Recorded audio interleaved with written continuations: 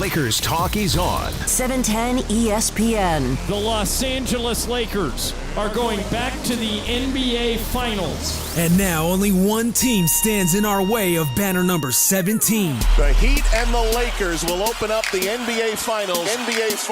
Wednesday night from Disney. Start it up. Your Western Conference champion, Los Angeles Lakers, are ready to start up the finals. Start it up. You know, we won the Western Conference, which is a stacked conference, but we know we want that bigger trophy.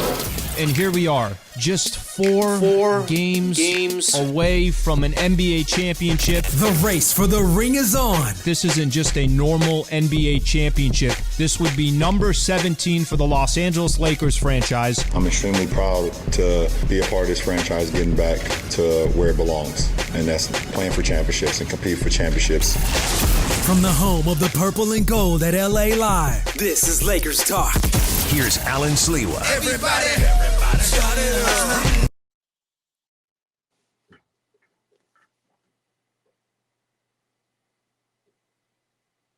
What's going on, Laker fans?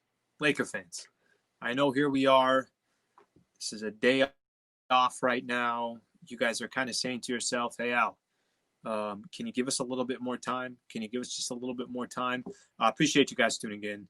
We're doing Lakers Talk tonight. Obviously, previewing the Los Angeles Lakers versus the Miami Heat. Game 1 coming up, Western Conference, or the NBA Finals coming up on Wednesday, East and the West. So we got a lot going on tonight. Let's just say that. There's a lot going on tonight. Been doing a lot of Lakers conversation today. I'll tell you how much Laker conversation. So we did a show this morning. Did a show with Travis Rogers, so we got a chance to do a show together, and got a chance to talk to Rob Pelinka, and then just finished Lakers Talk on 710. So here we go. So let's make this happen. Okay. All right. You guys see the topics down there. Look at all the topics down there. We got a lot of things to get into. Tonight. So, you know, our team of from our technology department, this is what they came up with. So we're good to go. Okay. So here's what we're going to do first. First thing, I just want to talk about the Los Angeles Lakers, the demeanor on Saturday. Okay. So I got the chat up right now. So if you guys want to be a part of the chat, you know, start typing away. Usually I don't know what the hell you guys are talking about, but go ahead and chat away. So the demeanor is the first thing that I'm going to talk about. So the Lakers take care of business on Saturday night, right? And you guys saw the way the Lakers, just the way they acted, just the way the team, just the way everybody's, when I say demeanor, I'm talking about the expression on their faces. Everybody just kept saying, yeah, this is all great and dandy, but we still got 4 more to go. And if you look at it, by the way, if you look at it from LeBron James to head coach Frank Vogel to Rob Pelinka to Anthony Davis, all 4 of those guys we heard right after. And every one of them was like, okay, this is great. This is awesome. But at the same time, this really is not that big of a deal. It doesn't mean anything. Like everyone just kept emphasizing only 4 games left to go. And that's what the focus is. So I loved my favorite part on Saturday. And obviously I got a chance. I did the post-game show, all that stuff. My favorite part on Saturday was when we got a chance to see these players and the coach and the front office and everybody else pretty much say, that was great, but we really don't care. And then it was like, all right, let's start paying attention to, you know, the NBA Finals, and that's where we are. So I love the demeanor from this Lakers team. What does that tell you? That means it's all business. That's it. It's all business. Nothing else matters. This Los Angeles, I mean, look at LeBron. Does LeBron look like a guy that just won the Western Conference Finals? You think he cares that he won the Western Conference Finals? Of course he doesn't. He's just sitting there relaxing. He looks very comfortable there. Okay. Let's go from the demeanor of the Los Angeles Lakers to, before actually I get into Anthony Davis and Bam Adebayo, I just want to say this. So this is what we got going on these next couple of days. It's going to be a busy freaking time. 4 p.m. pregame show starts on Wednesday, and then 6 p.m. will be tip-off. Starting tomorrow, everything will start in the morning. Keyshawn, Jay Will, Zubin and Travis will start all, obviously talking about the Lakers, Dodgers, and everything else. So you guys can keep an eye on that one. A couple people want a couple fist pumps. I got a couple fist pumps. Got the whole schedule right there. So we go Wednesday, we go Friday, we go Sunday, Tuesday, couple days off, Friday, and then we'll call it a day from there. All right. So that's what the Lakers and the Heat series looks like coming up. Okay. So I don't know about you guys, but now that it's actually the Miami Heat versus the Los Angeles Lakers, now we're starting to look at matchups, and people are starting to give their predictions, which I'm going to give my prediction in just a little bit. And you start kind of looking at, okay, well, what are some of the strengths? What are some of the weaknesses?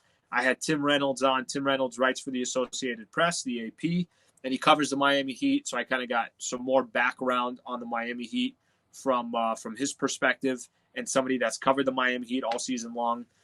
One of the matchups that I keep hearing everybody talk about is Bam Adebayo versus Anthony Davis, which I think is the biggest matchup so far. By the way, we haven't got to predictions yet, and I got everybody already giving me their predictions. Can we just follow the rules for a second, please? Just one time I ask you guys on social is to just follow the rules with me, please. Okay? We have a structure. No predictions yet. Look at the board. The board says everything. We're going in chronological order here. We're at AD versus Bam Adebayo. Okay. So this has been one of the topics. And actually, listen, let me say this. I'm a fan of this matchup. Like I do think there are some storylines in this matchup. So let me first say this about Bam Adebayo. Did you guys Game 5 when the Miami Heat lost to the Boston Celtics, Bam Adebayo comes out and he's like, "Look, this loss is on me. We win this game if I don't play the way I did. I have to be better." Like I like players like that, right? When things aren't going well, they put it all on their shoulders. And Bam Adebayo, the dude's 23 years old. I didn't really know anything about this guy up until this season, and even in this last month and a half or two or whatever the case is, that's when you really started hearing about him. So he's had a very nice, a respectable run here in the postseason. So Bam, after Game 5, basically tells everybody this one's on me, throws it on his shoulders, and he comes out in Game 6. And I don't know if you guys watched that Heat Celtics game yesterday, but I told you guys all. I don't know if you guys remember on Saturday. I said, grab a sheet of paper, grab a pen, start taking some notes. We all got to scout a little bit, all right? So Bam Adebayo puts up 32 points, goes 11 of 15 from the field, ends up with 14 rebounds, 5 assists. Bam Adebayo delivered for the Miami Heat against the Boston Celtics in a Game 6 clinching game. So I want to give Bam Adebayo as much credit as possible. This postseason, 18 points, 12 rebounds, 5 assists, and a block shot. That's been his average, okay? Let me go back to this. Bam Adebayo versus Anthony Davis, okay? This is the matchup that a lot of people are, starting to hype, I guess you could say. Anthony Davis, please, I ask you, can you shut all this chatter up between this matchup? Can we be sitting here a couple weeks from now talking about how Anthony Davis absolutely dominated in the finals, that there was absolutely no answer for Anthony Davis, that Anthony Davis, I think this is a defining moment for AD. Look, LeBron, as much as we want to talk about it, this is the 10th time he's been to the NBA Finals. He's done it with 3 different teams. He's on the verge of winning Lakers another championship and getting to number 17. I cannot tell you how much I am hoping for Anthony Davis to just dominate this series. It's nothing against Bam Adebayo. He's a nice player. He's a young kid. He's only 23, up and coming, doing what he's doing. The skill set between the two players does not belong in the same conversation, so it shouldn't be in the same conversation. But that's up to AD. You know what I mean? Like that's now up to Anthony Davis to deliver in the biggest stage of his career and be a part of something, incredibly special. When I say it's a defining moment for his career, think about Anthony Davis. If in 2 weeks you talk about AD and you say the champion AD, if in 2 weeks the conversation that you have about Anthony Davis, the only time you talk about him is talk about him as a NBA champion with the Los Angeles Lakers that delivered in, arguably the biggest stage, and all that chatter about, oh, watch out, him and Jokic or him and Bam Adebayo or him and Yusuf Nurkic, all that conversation just kind of, completely stops. I'm looking forward to Bam Adebayo versus Anthony Davis, and really what I'm looking forward to is Anthony Davis kind of starting to grab that, as LeBron eventually passes that baton to Anthony Davis.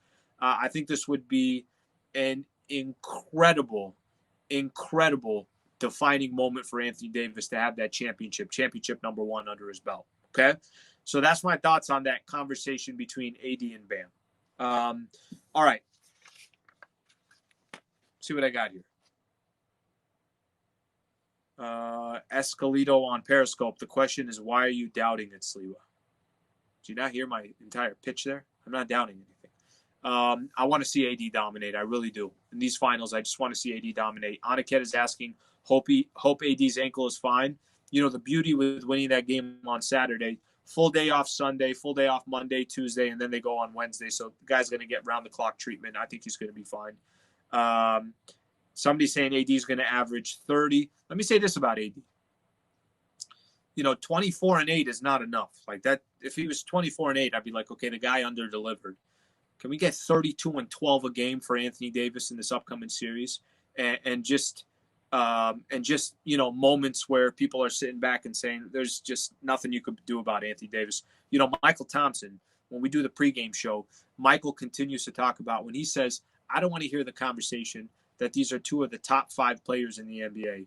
I want to hear the conversation that these are the 2 best players in the NBA. Like I've been saying, okay, they're the best 2 left in the bubble. And, this is when they were in the Western Conference Finals.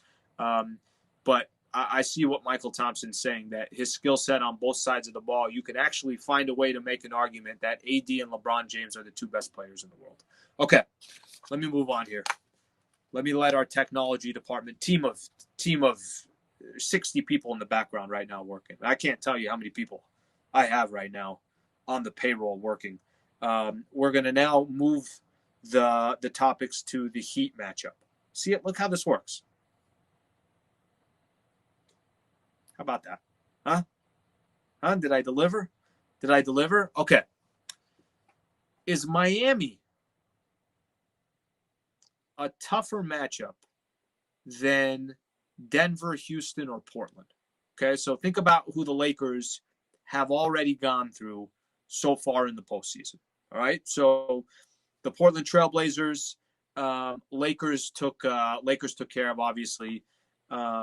Lakers took care of them in 5 games. You heard all the chatter and the conversation. Watch out for the Portland Trailblazers. All that, obviously didn't last very long. So that's number 1. Number 2, they go through the Houston Rockets and that idea about small ball, how the Lakers going to adjust, what are they going to do, blah, blah, blah, all that stuff. Okay. Lakers took care of the Rockets. And then Denver. Look, give Denver credit. They came off. They won 3-1 over. They're down 3-1 against the Los Angeles Clippers, and then not 1, not 2, 3 blown double-digit leads by the Los Angeles Clippers and Denver Nuggets right into the Western Conference Finals. We'll get into the Clippers in a little bit here, but give Denver credit for what they did. But then they faced the Lakers. Lakers took care of them in 5 games. So my question to Laker fans out there is Miami the toughest matchup the Lakers will have in the postseason?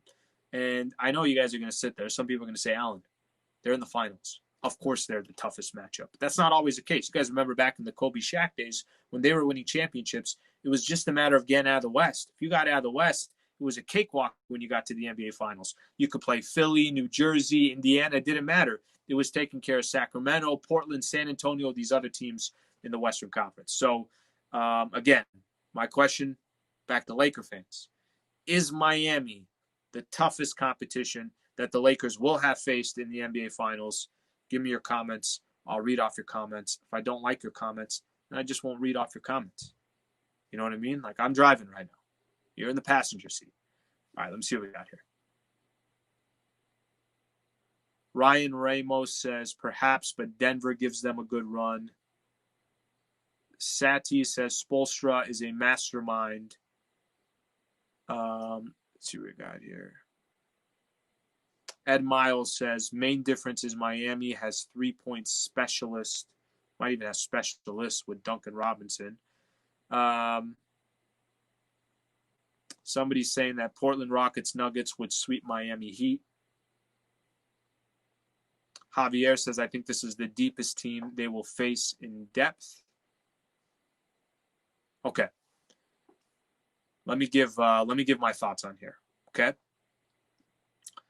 I think Heat is better than all three teams that we've already faced. So Portland, Denver, and Miami, or Portland, Denver, and Houston, each of them presented their own problems. For me personally, I think Miami is going to be the toughest matchup for the Lakers this postseason. Now, I don't think it's a drastic difference, right? I don't think you're going from playing those teams and Clippers or those teams in Milwaukee or one of these other teams that were, obviously supposed to make a run at the NBA championship. So I think Miami has this, they have this grit to them. They have this,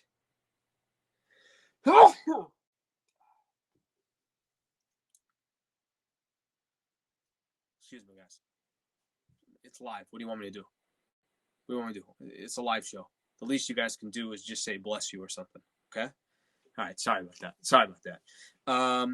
I think Miami has this grit to them that I'm not saying those other teams lacked, but Miami has this just kind of this toughness to them where I think they could present some problems. Like put Jimmy Butler to the side for a quick second, who's, a nice piece. Put Bam Adebayo to the side for a quick second.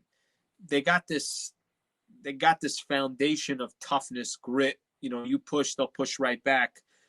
Jay Crowder is a nice player that can just be a role player. Tyler Hero, the hell's Tyler Hero? This dude put up 37 in a playoff game, was the only player to have 37 plus at age 20 in the playoffs. Him and Magic Johnson. I'm not saying that's going to happen every game, but he seems like a guy that's fearless. Duncan Robinson, every time I'm watching, is hitting 3-4 3-pointers or so. Dragic. Goran Dragic is a very shifty player, can get buckets on his own, and can find ways to get to the free throw line. Eric Spoelstra is a championship coach. Pat Riley up top. So I set it up that whole way because I do think Miami will be the toughest matchup the Lakers have had this postseason. And I think that compared to the other teams that we've already played, this will definitely be our biggest challenge. Okay? So between all the teams that we faced, I say Miami is the toughest one. Let me read off a couple comments here. I'm more interested to just see if somebody said bless you or not. And if nobody said bless you, maybe I should just stop the stream. You know what I mean? Like, why am I even doing this if nobody cares? All right, let me see here. Got a couple bless yous. Okay, thank you guys. I appreciate it. Let's get back to the show. Okay. All right, everybody relax now. That's it. We're past the whole sneeze incident. Okay. So now I move on to my prediction in this series. Dragic is a problem since the Phoenix days. Yeah, he's always given us problems. Remember that time he scored like 8 points on Sasha? I know I brought up Sasha. Sasha's a very sore subject. Okay, before we go to the predictions, let's do some roll call. Let's get some roll call going in here. Where are you guys tuning in from?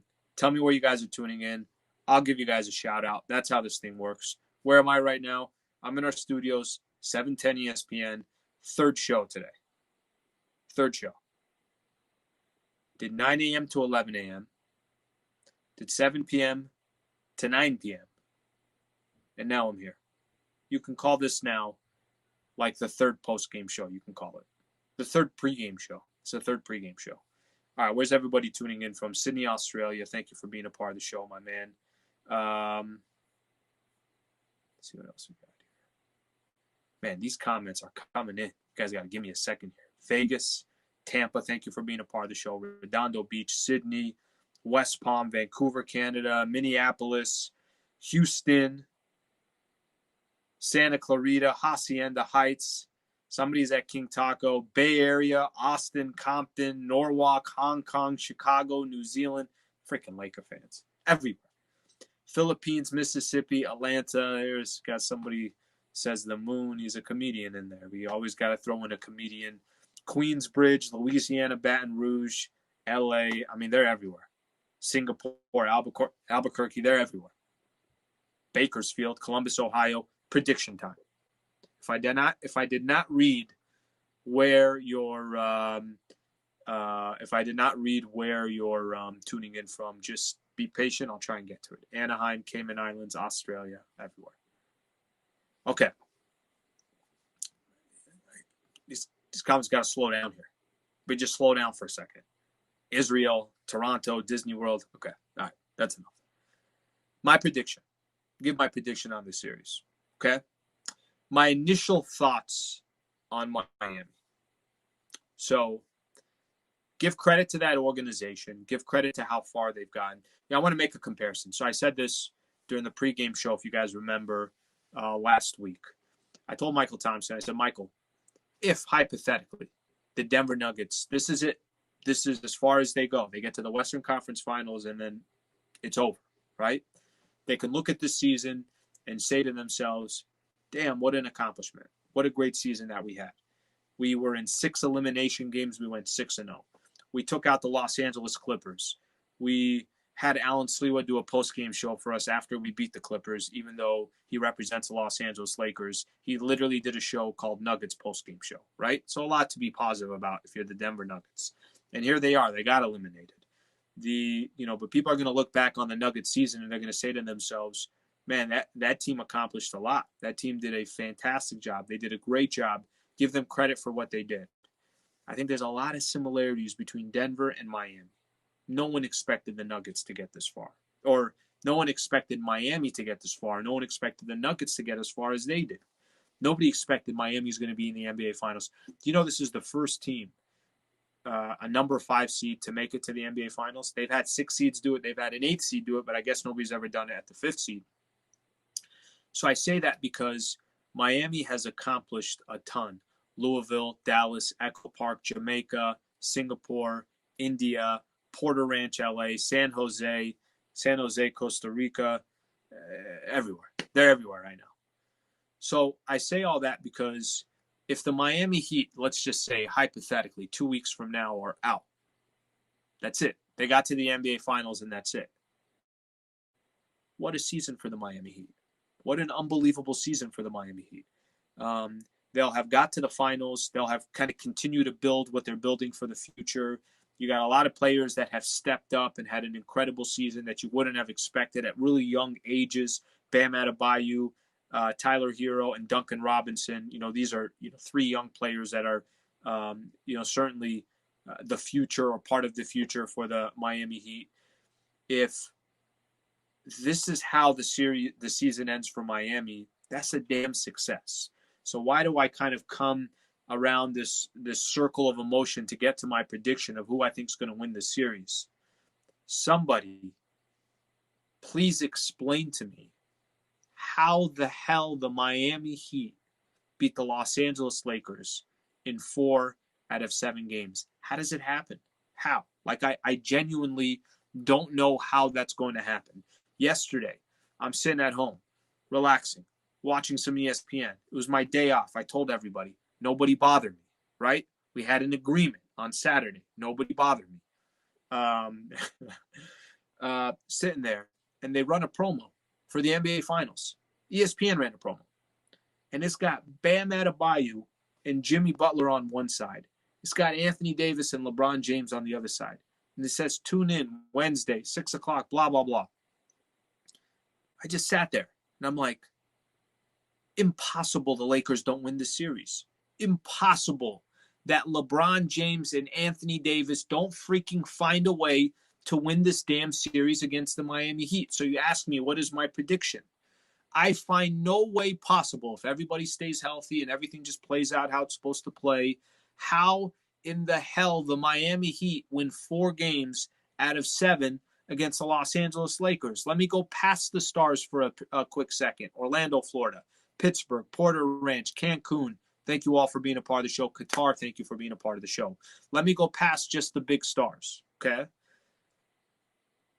This is an incredibly motivated, united team that is looking at this opportunity and saying to themselves, we got one goal in mind, it's to win an NBA championship. If the Lakers don't win a championship, it will be one of the most missed opportunities for this franchise to hang another banner. It would be incredibly disappointing. Vegas would probably lose a ton of money because, Lakers are such favorites. I think actually a lot of people are starting to bet on the underdog Miami. The Lakers are expected to win, expected to deliver. They got the talent. They got the motivated guys. They got veterans that have been on this team. 6 of them have won NBA championships. You have other role players like Dwight Howard and Jared Dudley. I go down the list that are incredibly hungry. You got Anthony Davis, who's never won an NBA championship or been to the finals. You don't think he's motivated? I cannot find a way of doing this where Miami wins 4 out of 7 games. So again, you ask, what is my prediction in this series? Lakers in 6.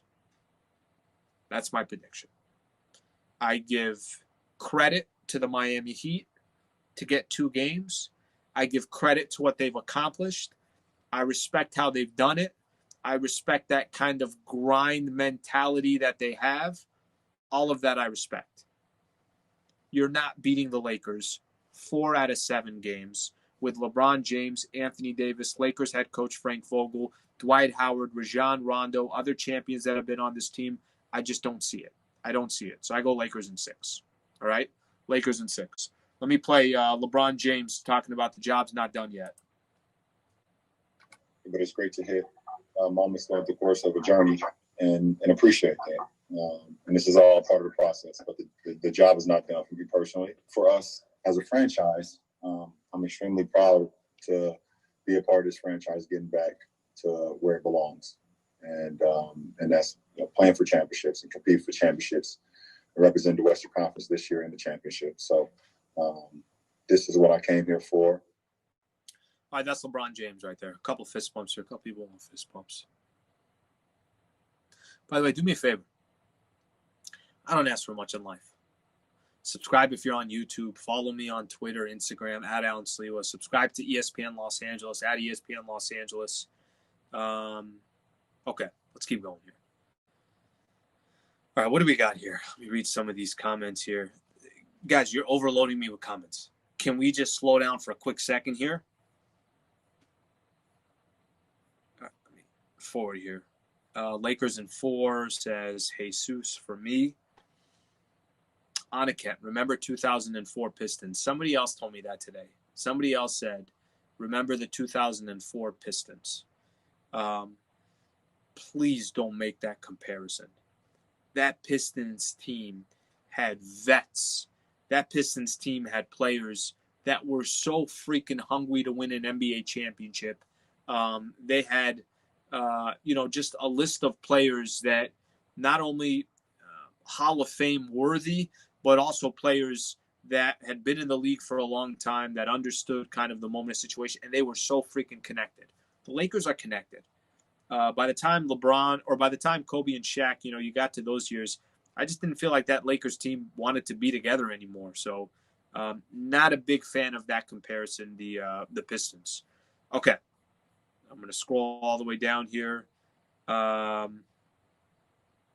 Yeah, I'm going to go with 2004 Lakers were dysfunctional. I agree with that one. Okay, before I get to my next one here, Rob Pelinka was on this morning. Got a chance to do a little interview with Rob with Travis Rogers. So we did a kind of a special Lakers show this morning. Which one do I want to play? I'll let you guys decide. Do you want me to play the one of Pelinka on the Miami Heat series or Rob Pelinka on Anthony Davis? Which one? First 1 to 5. Very simple. You just write down AD or Miami. That's it. First 1 to 5, that's the one I'm playing. Here we go.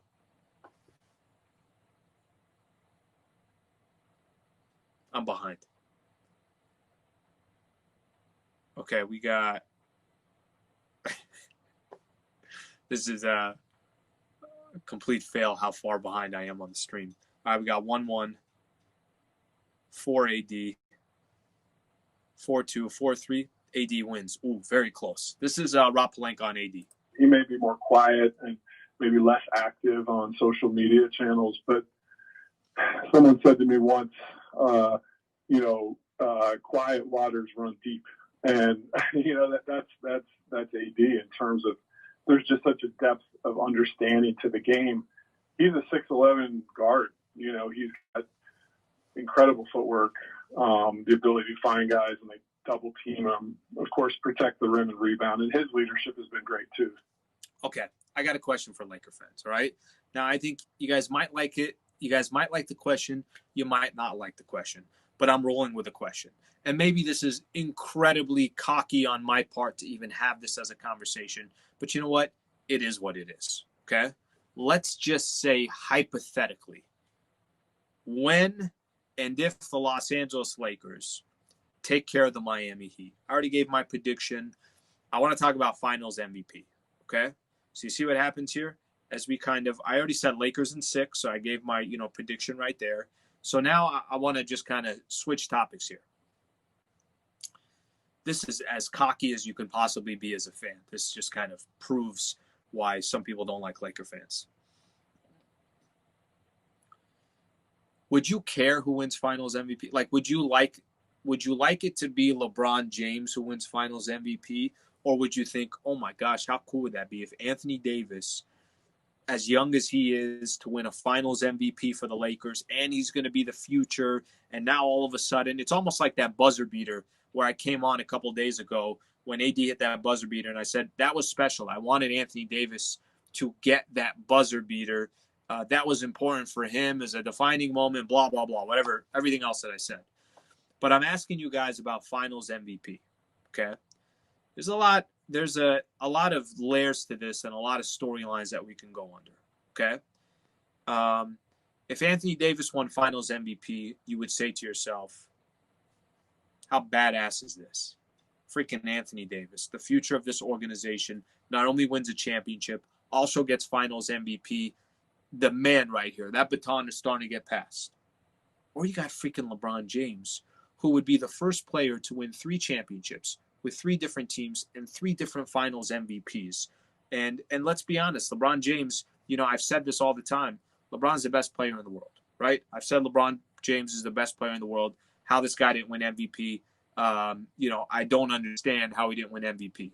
So I say all that with, do you guys, who would you rather see win MVP, finals MVP? Would you rather see LeBron or would you rather see Anthony Davis? Mark Watson, better for LeBron this year, next year AD. VE says AD will be a huge factor. C-Son says Dudley needs to win this. Great point. Fair point. Mahur says nobody on planet Earth can guard Anthony Davis. Von Zgawat, thank you for tuning in. I can't pronounce your name. If LeBron wins finals MVP, it will be another step. MJ has to MJ has the GOAT conversation. A lot of ADs on here, a lot of Bronze on here. Okay. Give my quick thought on this. I love me some Anthony Davis. You know how much I always kind of put on the conversation with AD that I want to see Anthony Davis. This is his coming out party. He's got to win a championship. I put so many layers on AD because I have to. This is the future of the Los Angeles Lakers, and, he's going to be a special player. But LeBron's amazing all year, and for him to be doing what he's been doing all season long for this Lakers team, and for him to have chosen the Lakers in free agency and helped kind of turn this entire franchise around, for him to be a part of bringing Anthony Davis to the Los Angeles Lakers. He's got so many tentacles in this Lakers franchise, and he's done so much. And I'm not saying it's just him, of course, the front office, everything else. I think it would be so freaking special that LeBron James wins championship number 4 for himself, wins a championship for the Los Angeles Lakers, a championship number 17, and is the first player to ever win 3 finals MVPs with 3 different teams. So I'm going to go with LeBron on this one. I'll go with LBJ. And I spent a lot of time. I kind of, go right past LBJ because those are the expectations that we just expect all the time. But I'd love for him to do it this year. I really would. And listen, whatever happens after this year, if LeBron James is able to accomplish that, it's all icing on the cake after that. All right, what else we got here? The hell are you guys talking about on here? Dwight MVP. Wish the finals were at Staples. I'm with you on that, brother. Mayor says AD or Giannis. He'll take AD. All right, let's keep reading a couple of these. If LeBron James averages a triple-double, he's going to win it. Wouldn't be surprised if he does that. Okay. All right. Couple more topics here that I want to get into, and then we're going to call it a day, and then that's it, okay? By the way, tomorrow, just FYI, just want to throw this out there for everybody. Tomorrow, day off, okay? Don't tweet me. Don't reach out to me. Don't ask what I'm doing. Nothing. Day off tomorrow. I don't want to hear anything from anybody, okay? All right. All right. Doc Rivers. What the hell happened today? How crazy was that today? So today I'm minding my own business, just prepping for the show. I had Lakers talk. This was after the show from 9 a.m. to 11 a.m. And Carlo, who's behind the scenes right now, doing everything that you see right now. He's doing the graphics. He's doing this. He's doing that. Sends me a text. The text is just a link tweet. In my head, I'm like, Carlo, I don't know what's going on right now, but I'm trying to make a case why Anthony Davis is going to dominate the series. I'm in the zone right now, bro. Click on it. The Los Angeles Clippers have, what did they say, parted ways? I don't understand this. I don't understand all the terminology. Doc Rivers is out as Clippers head coach. So my initial reaction was holy mother bleep and bleep. Like that was just complete shock that Doc Rivers is out. And of course, my mind, the way it works, I start thinking about, okay, what's this mean for the Lakers? What's going to happen next year? Do I do another Nuggets postgame show? That's what I started thinking of initially. Right off the bat, I said to myself, maybe I go back to Game 7 and do another Nuggets postgame show. Okay, that's not what I thought of. So I see Doc Rivers is out. And first thing I said was this. First thing I said is, Woj is just the man. I mean, when Woj drops a bomb, just the ripple effect on Twitter when Woj comes in. You know what I mean? So he's the man. So first thing I thought of, I'm like, all right, well, let me understand this. Why would they fire Doc Rivers? Okay, so I was trying to kind of play this out. First thing I said to myself was, does he deserve to be fired? Should Doc Rivers be fired in a year where nothing was normal? Okay, nothing was normal. The team ended up in Orlando.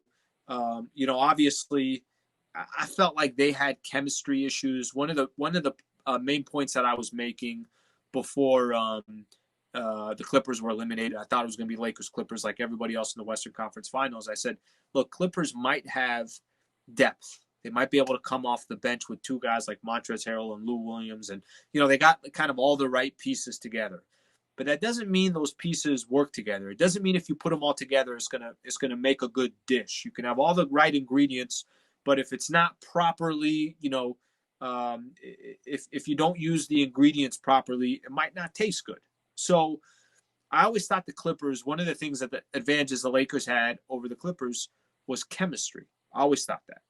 So here we are sitting, and I'm saying to myself, is that fair to take out Doc Rivers in a year where they're in the bubble, they're in Orlando, and you kind of layer all these things together? It's the first time he's ever had Kawhi and Paul George. They were just kind of trying to put this thing together. So with all that being said, that was my initial reaction. And then I was, starting to kind of think about it a little bit more. By the way, somebody just said bless you on the comments. Jeremy, what am I missing here? I sneezed 15 minutes ago, Jeremy. 15 minutes ago I sneezed. Okay, back to where I was. So then I started thinking about, all right, well, how long has Doc Rivers been with the Clippers? He's been there 7 years. What truly has Doc Rivers accomplished with the Los Angeles Clippers? Okay, he had a team with Chris Paul, Blake Griffin, J.J. Redick, DeAndre Jordan, Jamal Crawford. He had a team that was expected to go much further than the second round. He failed against the Houston Rockets. You guys remember that series at Staples Center. They were up, I think, 16 points. James Harden was sitting on the bench. They came back with Corey Brewer and I don't know who else was it. Why am I forgetting his name? Anyways, whatever team that. They came back and the Clippers were a disappointment under the regime of Chris Paul, Blake Griffin, and DeAndre Jordan. They failed. Then the expectations this upcoming year for the Clippers. It was very simple. You added Kawhi Leonard and Paul George to your team. Okay? All you have to do is get to the Western Conference Finals and just have a slugfest with the Los Angeles Lakers and see who eventually comes out. If you lose to the Lakers in a 7-game set or something like that, it's like, okay, it's all right. This is sustainable. You can come back next year and try and do it again. Instead, this is what happens with Doc Rivers and the Los Angeles Clippers. Josh Smith, that's the guy I was thinking of. Josh Smith was raining threes on him. Josh Smith, I was ready to buy a Josh Smith jersey after that Houston game. And then there's Doc Rivers.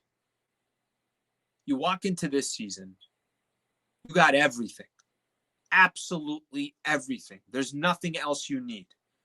All the BS stuff that I was talking about the Los Angeles Clippers, you know why I was doing that? I was doing it because Clippers were a legitimate threat to championship number 17 of LeBron James and Anthony Davis. I was doing it actually out of respect that that's how good I thought the Clippers team was. You got everything you freaking need. Everything. Bench players, star players, role players, you name it, you got it. You're up 3 freaking games to 1 against the Denver Nuggets. You're up double digits in 3 straight games. You're up 12 points, 19 points, 16 points. You have every opportunity to just get to the freaking Western Conference Finals. You choke not once. You choke not twice.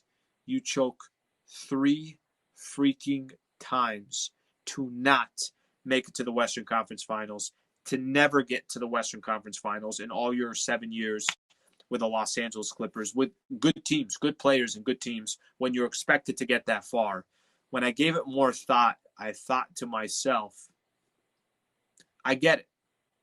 You either deliver or you don't.